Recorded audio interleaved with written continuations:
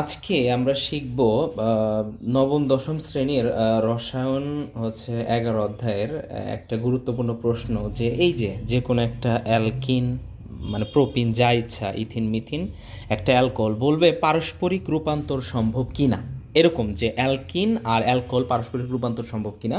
সেই ক্ষেত্রে আমরা তাহলে এটা দেখব যে কিভাবে রূপান্তর সম্ভব কিনা। মনে রাখবে যখনই তোমাকে প্রশ্নে বলবে যে রূপান্তর সম্ভব কিনা, তার মানে ওরা অলরেডি অ্যান্সার বলে দিছে যে এটা তৈরি করা যাবে, একটা থেকে আরেকটাতে তৈরি করা যাবে। সুতরাং সেটাই আমরা আর কি দেখব, দেখি কিভাবে করা যায়। তাহলে প্রথমে আমি এই যে অ্যালকিনটা লিখলাম C3H6, তাহলে অ্যালকোহলে আমি যাব। আমি দুইভাবে যেতে পারি, সেটা হচ্ছে আমরা জানি অ্যালকিনের সাথে যদি পানি যুক্ত করা হয় ডিরেক্ট অ্যালকোহল উৎপন্ন হয়, কিন্তু এইটা যেহেতু একটা 3-4 মার্কের কোশ্চেন তাই ওইটা করলে হবে না।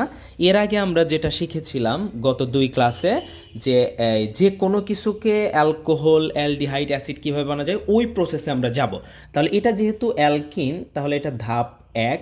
তাহলে অ্যালকিনের সাথে যদি আমরা প্রথমে H2 যুক্ত করি, আর আমি বলেছিলাম H2 যুক্ত করলে দেখো কি হয়, C3H6 ছিল, দুইটা যুক্ত হলে C3H8 হবে। এই যে অ্যালকেন হয়ে গেছে আমাদের। প্রথম কাজ অ্যালকোহল অ্যালডিহাইড অ্যাসিড বানানোর ক্ষেত্রে প্রথম কাজ হচ্ছে আগে অ্যালকেন বানানো। তাহলে এই যে যেখানে আমি বলেছিলাম H2 যুক্ত হবে ওখানে প্রভাবক চলে আসবে নিকেল, অনেক বলা আছে, আর এখানে তাপমাত্রায় 180 থেকে 200 ডিগ্রি সেলসিয়াস তাপমাত্রা দিলাম। এরপরে এই যে ধাপ 2-এ উক্ত অ্যালকেন C3H8 এটাকে যদি আমি ক্লোরিন সংযোজন করি তাহলে অ্যালকাইল হ্যালাইড হবে মৃদু সূর্যালোক আর কি, মৃদু সূর্যালোক। তাহলে কি হবে, আমরা জানি যখনই ক্লোরিন যুক্ত হয় একটা হাইড্রোজেন চলে যায়, একটা ক্লোরিন ইন করে, তার মানে C3H7 আর একটা ক্লোরিন ইন, আর ওই যে এখান থেকে একটা হাইড্রোজেন বের হয়ে গেল আর এখান থেকে একটা ক্লোরিন থেকে গেল, সেটা মিলে হয়ে যাবে HCl। ক্লিয়ার? তাহলে অ্যালকাইল হ্যালাইড হয়েছে।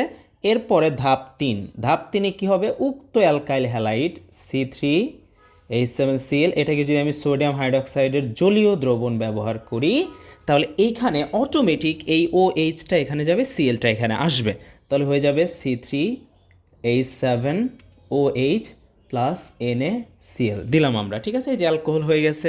তাহলে এই যে দেখো এইটা আর এটা দেখতে কি একই রকম না, তাহলে উৎপন্ন হয়েছে। তার মানে আমি অ্যালকিন থেকে অ্যালকোহলে যেতে পারলাম।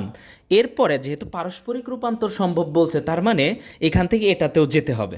তাহলে আমি ওটা লিখব, যা আছে আমরা লিখি C3H7OH। মনে রাখবে যে কোনো অ্যালকোহলের ভিতরে যদি তুমি গাঢ় সালফিউরিক অ্যাসিড পরিমাণ মতো দাও তাহলে সেখান থেকে পানি বের হয়ে গিয়ে অ্যালকিন উৎপন্ন হবে। অর্থাৎ এখানে যদি তুমি গাঢ় সালফিউরিক অ্যাসিড ব্যবহার করো, আর আমি এর আগেও তোমাদের বলেছিলাম গাঢ় সালফিউরিক অ্যাসিড ব্যবহার করলেই সেখান থেকে কে যেন বের হয়ে আসবে, পানি। কারণ গাঢ় সালফিউরিক অ্যাসিড হচ্ছে নিরোধক পদার্থ, মানে যে পানি শোষণ করে নিতে পারে। তাহলে এখান থেকে যদি তুমি পানি বের করতে চাও তাহলে এই যে এখানে আমি পানিটা লিখলাম, H2O লিখছি। এখন এখান থেকে যদি পানি লিখতে চাও তাহলে পানিকে আমরা কীভাবে লিখি, HOH। তাহলে দেখো একটু খেয়াল করো, OH অলরেডি আছে, তাহলে এখান থেকে একটা হাইড্রোজেন চলে আসবে, তার মানে এখান থেকে কি হয়, C3, একটা হাইড্রোজেন চলে গেলে C3H6 হয়।